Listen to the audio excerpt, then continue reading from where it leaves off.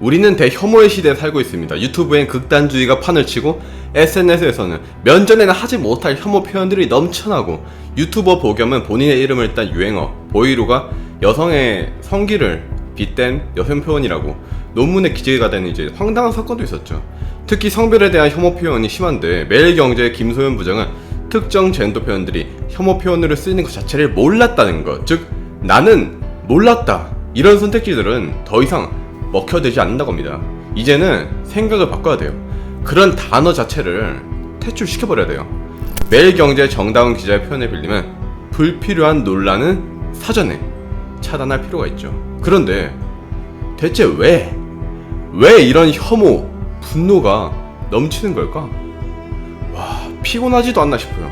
시간이 그렇게 남아도나? 실제로 제 면전에다가는 감히 하지도 못할 사람들이 왜 SNS에서는 자기가 뭐라도 되는 양 남을 재단하고 평가하는 걸까? 질투일까?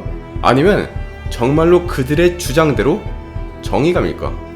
대체 왜 트위터, 페이북, 인스타, 유튜브 여러 플랫폼에서 분노 표현들이 시간이 가면 갈수록 격화되는 걸까?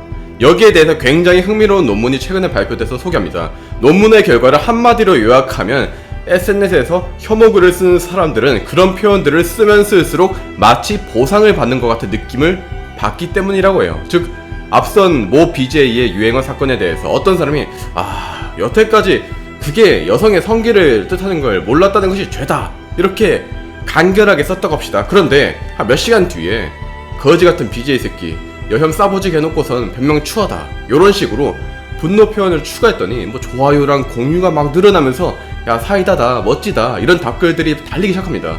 작성자는 신이 나서 더 혐오스러운 표현을 쓰게 됩니다. 왜냐? 그들에게 있어 좋아요와 공유는 곧 보상이거든요. 현실에서는 인정받지 못해 삶이 처량한데 인터넷에서는 사람들한테 인정받는 것이 짜릿하니까. 2021년 8월 예일대 신경과학자 몰리 크로켓은 사이언스 어드밴시스에 SNS에서 분노 표현들이 어떻게 생기는지 분석한 결과를 발표합니다. 연구진은 7,331명의 유저들과 1,270만 개의 트윗을 분석했고 230명에게 행동 실험을 실시하여 그들의 추측을 검증합니다. 240명한테 한쪽한테는 분노 표현이 담긴 혐오글을 먼저 보여주고요, 나머지 한쪽한테는 중립적인 글을 먼저 보여줘요. 뭐라고 적혀있었냐? 이게 생각보다 조금 약해요.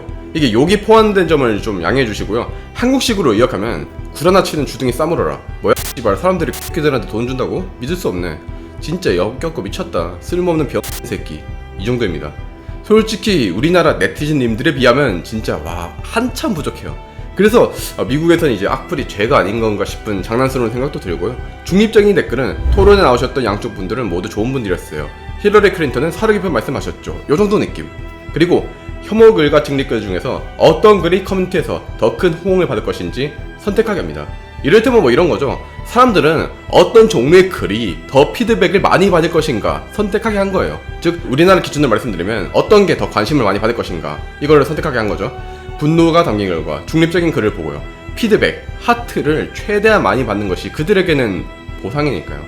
그 결과 혐오글에 먼저 노출된 사람들은 중립글에 먼저 노출된 사람보다 혐오 표현을 선택할 가능성이 훨씬 더 컸습니다.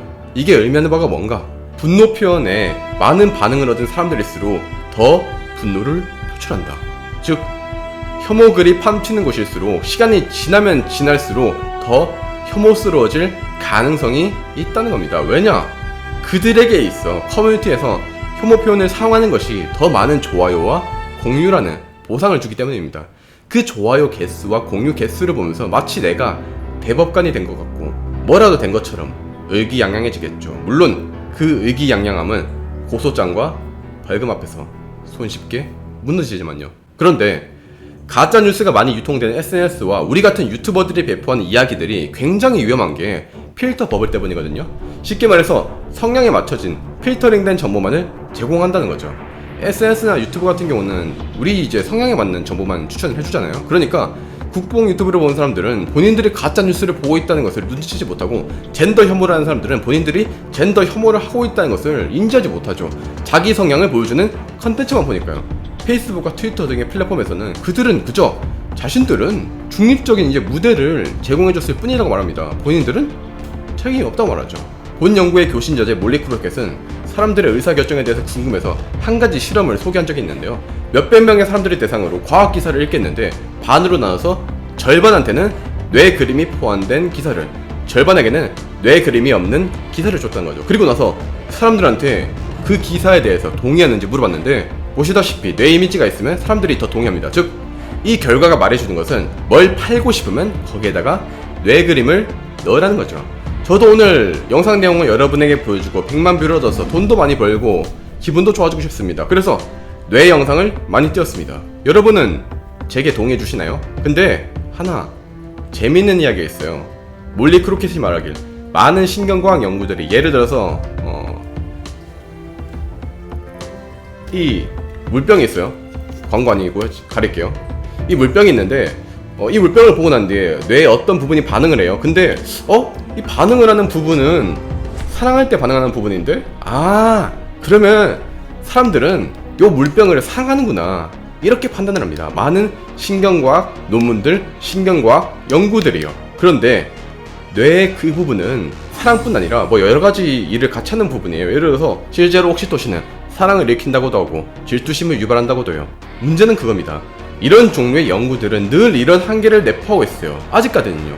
그러니까 이런 연구도 있구나 이 정도로 생각하셔야지 맹목적으로 믿지도 마세요. 왜냐면 뇌는 간단하지 않기 때문입니다. 이 새끼 이거 또 인정도 받지 못하는 쓰레기 논문 가져왔네 라고 하실 수 있습니다. 근데 보시다시피 2021년 8월 23일 기준으로 예일대에 들어가면 바로 홈페이지 메인에 걸린 연구고요. 사이언스 어드밴시스에 발표된 연구입니다. 저는 무시해도 사실 할 말이 없는데 예일대랑 사이언스 어드밴시스를 무시한다면 진짜 과연 어느 정도 클래스의 대단한 학자분이시길래 그런 건지 감히 조남을 한번 여쭤보고 싶습니다. 엄청나게 대단한 분이실 게 분명하니까. 여러분, 남의 인생을 망치려면 본인의 인생도 걸어야 된다는 걸 모르는 사람들이 정말 많아요. 저 역시 꽤 많은 악플들이 달리는 편입니다. 이렇게 만드는 게 쉬워 보이시고 돈을 쉽게 버는 것 같으시면 본인이 해보시면 아실 텐데 절대 하진 않죠. 그런 분들을 보면서 또 악플이랑 혐오 표현에 고통스러워하는 분들에게 세월간이를 쓴 소설가 채탄 바가세 말을 전해드립니다. 당신이 높이 날 때 사람들은 당신에게 돌을 던진다. 절대 내려다보지 마라. 그냥 위로 날아가라. 그들이 당신에게 돌을 조준할 수도 없을 정도로.